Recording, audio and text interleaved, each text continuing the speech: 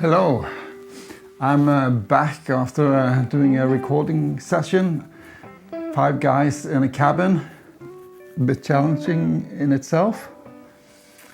I did a video before I went there to prepare for that recording session, choosing amps or 1 amp and guitars. So you can watch that video if you like. It's from the link here, or if it's not showing, you can find it in the selection of videos that I have, most recent.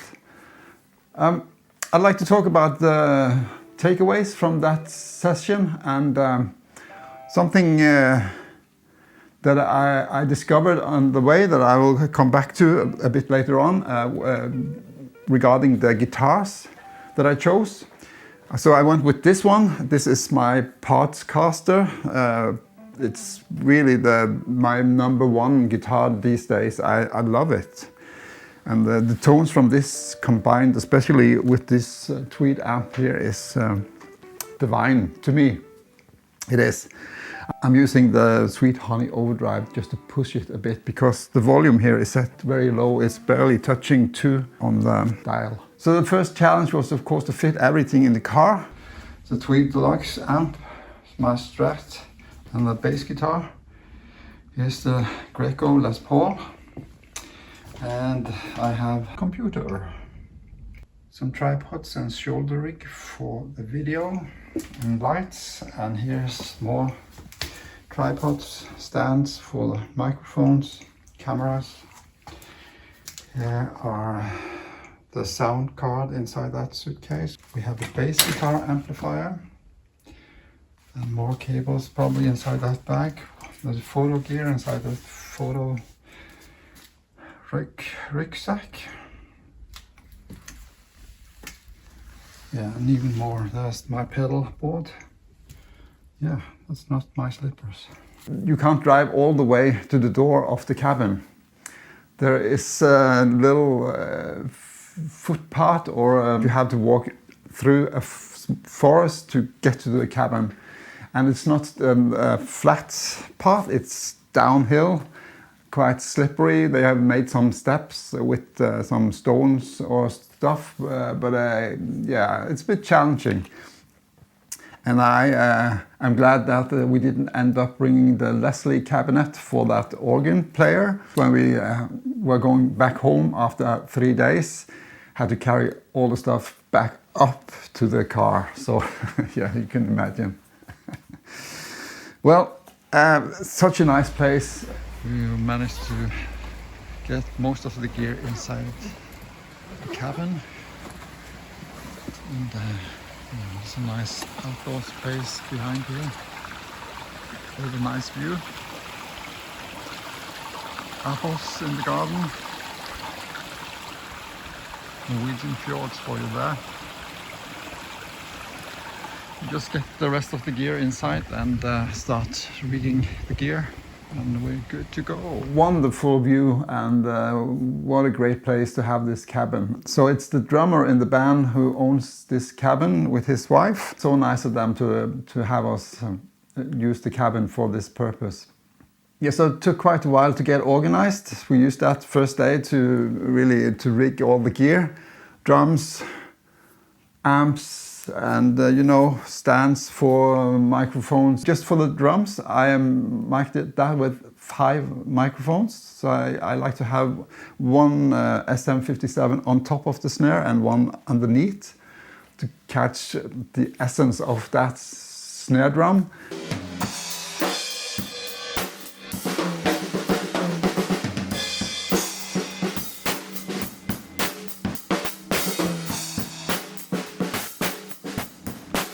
And I have one for the kick, a dedicated kick drum mic, and I use 2 overheads, and those are condenser mics.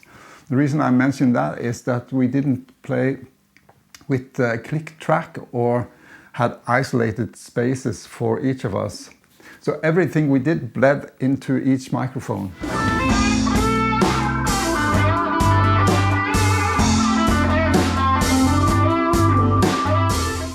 So the reason that I chose to do it that way is when you put everyone in isolated spaces with headphones, and so you don't have that good contact and you don't feel the music the way you used to when you rehearse. So I wanted to capture that essence, the same feelings that you get when you play live or in a rehearsal room. And it's challenging because everything will bleed into each microphone.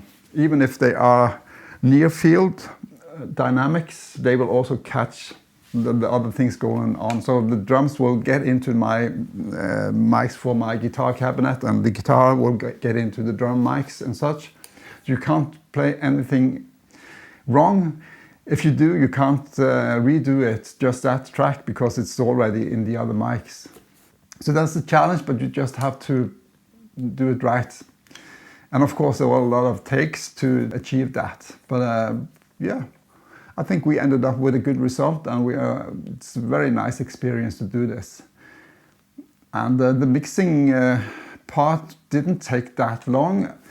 I think my experience is also that it's basically this: shit in, shit out.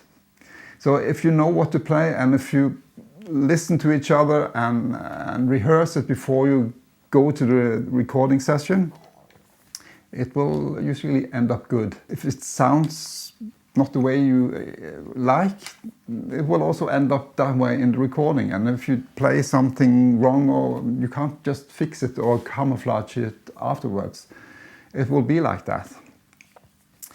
So yeah, that's my takeaway. This was a very good experience. We had to do several takes, and we would have to do that anyways. If we had played with headphones and click tracks and isolated spaces, it would be the same. We had to do it several takes because that's what it takes.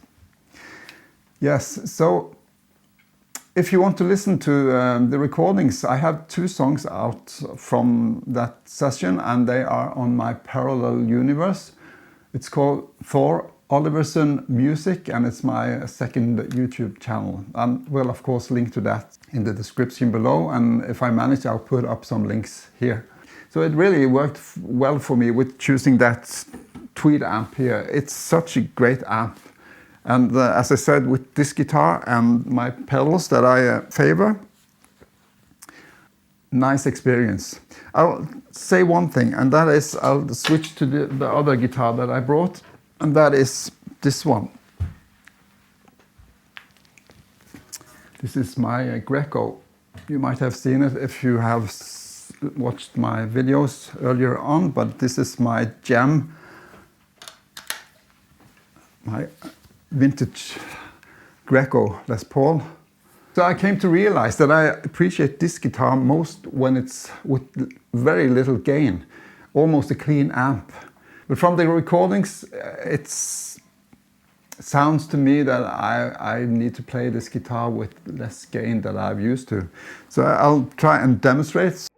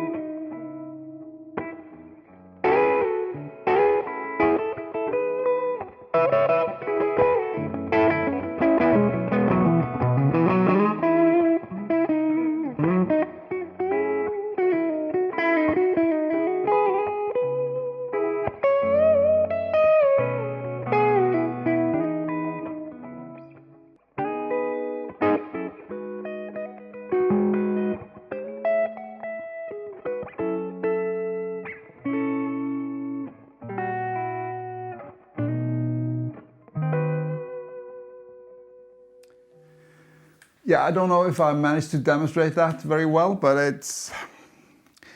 it's noticeable to me, at least when I play. I can feel how the guitar reacts under my fingers and tones that I get in return from the amp. So I like it better when I have less gain. Yeah, the Strat, not so much the same. Maybe the tone there is from the single coil is more clearer and it punches a bit through that gain blanket. So that's a takeaway. So I said that we recorded everything in one take at the cabin. Almost true. The thing that I didn't record there was the vocals, because I would like to do that in a controlled situation, so I did that when I got home. And yeah, so you can also see that from the footage that you don't see me singing that much, because I just mimed to let the others know where in the song we were, and also not to get my vocals into the microphones, and that would also bleed and it would be lost. I couldn't do it at home if I had done that. So that's the only thing that I recorded afterwards. It's called an overdub, I guess. You might have seen on the footage, I'm not sure if it's showing that amp also looks like a Tweed, and it is. So that's a thing for my next video. This is my 5E3 from Grand. This is a Fender Tweed Deluxe. I went to pick it up for a friend that is abroad, and he asked if I could just take care of getting that for him, because he just bought it. So I have it here now for some days, and of course I need to do a comparison video, a Fender Tweed Deluxe and against my Grand Tweed Deluxe. Will be interesting to see. That will be the next video from me. Thanks for watching. Bye for now.